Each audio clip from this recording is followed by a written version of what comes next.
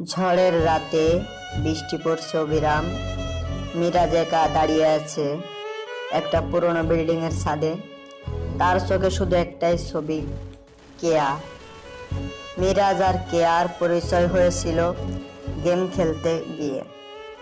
প্রথমে শুধু টিমমেট, তারপর বন্ধু, তারপর ভালোবাসা।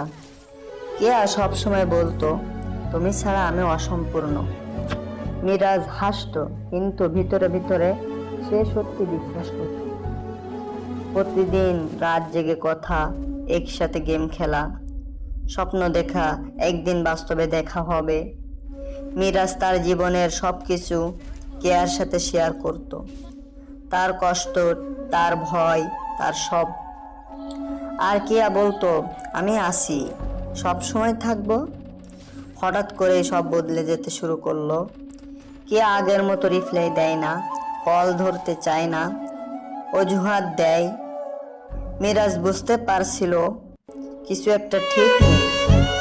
একদিন সে জিজ্ঞেস করলো, কেয়া, তুমি কি আমাকে আর ভালোবাসো না?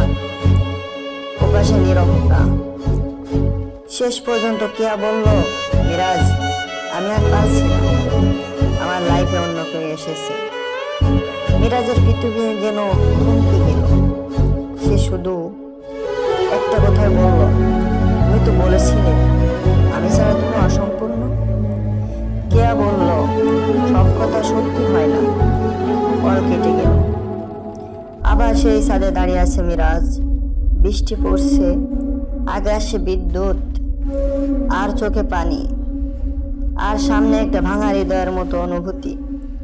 সে ধীরে বলে, তুমি ছাড়া আমি সত্যি অসম্পূর্ণ। তারপর সে গেমে ঢুকে পড়ে।